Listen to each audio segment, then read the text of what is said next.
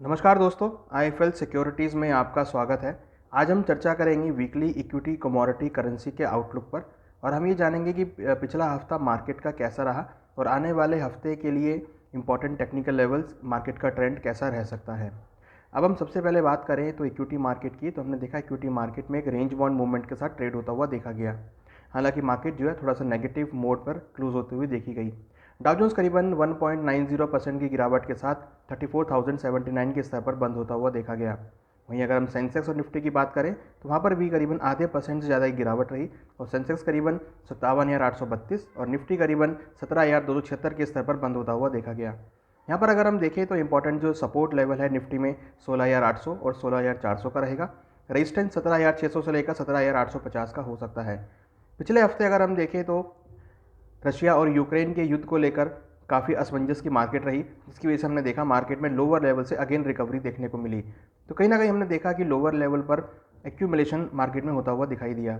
हमारा मानना है कि मार्केट ऐसे ही एक ट्रेंड में चलता हुआ दिखाई देगा और लोअर लेवल पर हम खरीदारी लौटते हुए देखेंगे। 16,800 एक महत्वपूर्ण सपोर्ट रहेगा और रेजिस्टेंस जो है वो करीबन 17,600 के बीच रहेगा। हमें लगता है कि मार्केट जो है इस रेंज में ट्रेड करता हुआ दिखाई देगा। हमारी सलाह है कि मार्केट में लोअर लेवल पर सपोर्ट लेवल के आसपास खरीदारी का ट्रेड निफ्टी में लिया जा सकता है। अब हम बात करें बुलियंस की, कमोडिटी की बात करें तो हमने देखा कि गोल्ड और सिल्वर एक पॉजिटिव टेरिटरी में क्लोज होते हुए देखे गए। अगेन हमने देखा गोल्ड के भाव करीबन 2% से ज़्यादा की तेज़ी के साथ 50,112 के स्तर पर बंद होता हुआ देखा गया।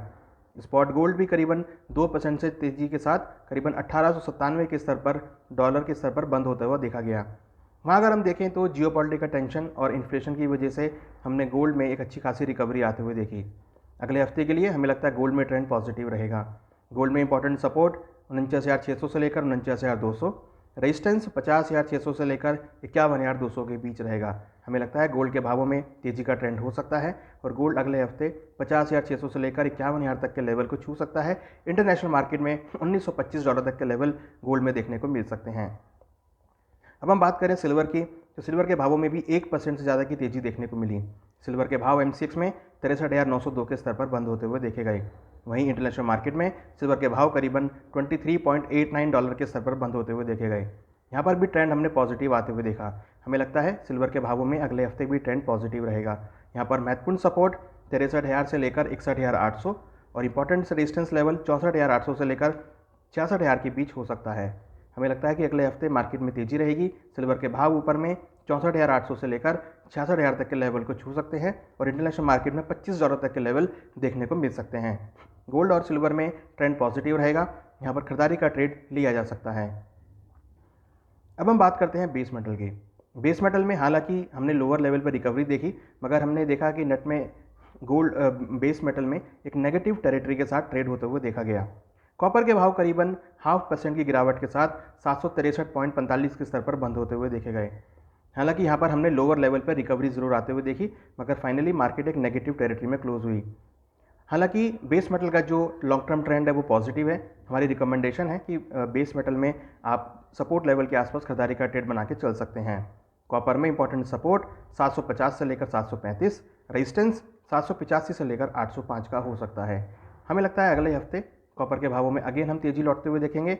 785 से लेकर 795 तक के लेवल देखने को मिल सकते हैं। लोअर इन्वेंट्रीज की वजह से, इंडस्ट्रियल डिमांड की वजह से भावों को सपोर्ट मिल सकता है।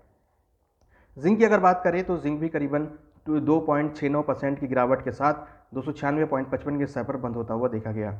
जिंक में महत्वपूर्ण सपोर्ट 291 और 284 रहेगा। रेजिस्टेंस 302 से लेकर 310 रहेगा। जिंक के भावों में एक्सपेक्टेड है कि भाव ऊपर की तरफ ट्रेड कर सकते हैं और ऊपर में करीबन 302 से लेकर 305 रुपये तक के लेवल जिंक में देखने को मिल सकते हैं। तो यहाँ पर भी खरीदारी की सलाह रहेगी।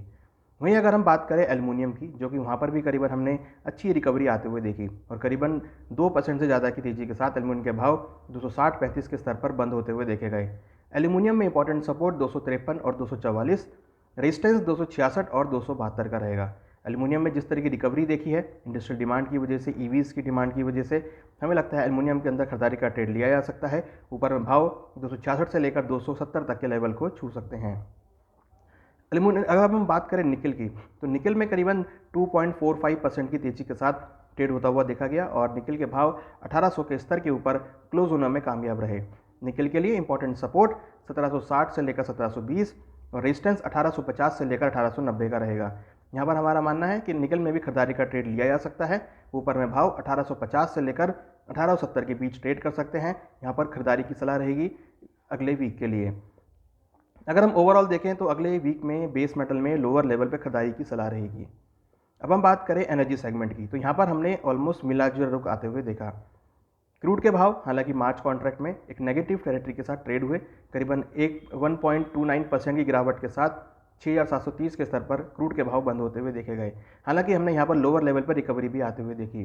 करंटली अगर हम इंटरनेशनल मार्केट की बात करें तो अभी भी ब्रेंट क्रूड के भाव $90 के ऊपर सक्सेसफुली ट्रेड कर रहे हैं। जियोपॉलिटिकल टेंशन की वजह से भावों को आने वाले दिनों में सपोर्ट मिल सकता है और कहीं ना कहीं सप्लाई का क्रंच होने की वजह से भी भावों में तेजी का रुख देखने को मिल सकता है।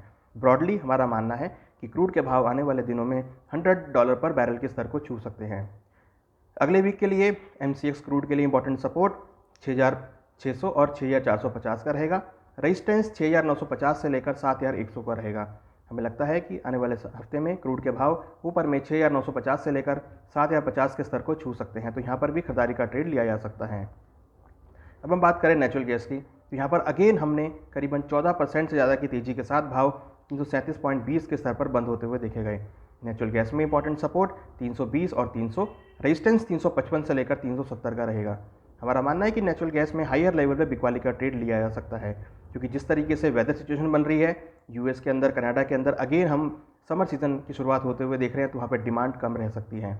हालांकि जियोपॉलिटिकल टेंशन की वजह से भावों में लोअर लेवल पर सपोर्ट देखने को मिल सकता है, मगर जिस तरीके से इन्वेंट्री बिल्डअप हो रही है हमें लगता है कि भावों में अगेन हम एक दबाव आते हुए देखेंगे। तो यहाँ पर हमारी सेल की रिकमेंडेशन होगी। हमें लगता है नेचुरल गैस में बिकवाली के साथ ट्रेड ले सकते हैं और नीचे भाव करीबन 320 से लेकर 310 के स्तर को छू सकते हैं। अब हम बात करते हैं करेंसी सेगमेंट की। हमने देखा USD INR करीबन एक नेगेटिव टेरिटरी में क्लोज हुआ 0.90% की गिरावट के साथ। हमें लगता है कि भाव ऊपर करीबन 74.71 के स्तर पर बंद होते हुए देखे गए।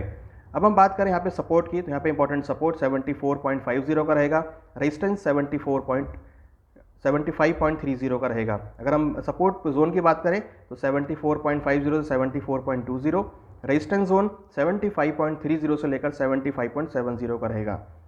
अगर हम यहाँ पर ट्रेडिंग रेंज की बात करें तो यहाँ पर भाव जो है 74.50 से लेकर 75.30 तक के लेवल के बीच मूव कर सकते हैं। हालांकि हमें लगता है कि यहाँ पर भावों में डेप्रिसिएशन देखने को मिल सकता है, तो लोअर लेवल पे खरीदारी का ट्रेड बना के चला जा सकता है।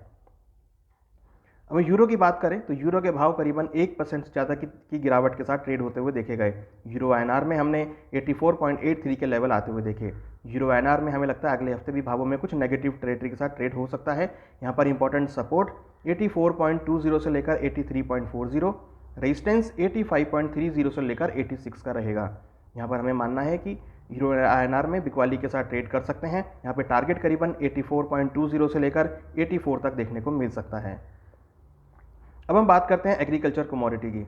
हमने देखा अगला जो पिछला हफ्ता था उसमें हमने एक पॉजिटिव टेरिटरी के साथ मार्केट ट्रेड होते हुए देखा और अगले हफ्ते के लिए भी हमारा मानना है कि भावों में तेजी का रुख रह सकता है। अगर हम ग्वार की बात करें तो ग्वार सीड के भाव 0.14% की तेजी के साथ 6338 के स्तर पर बंद होते हुए देखे गए।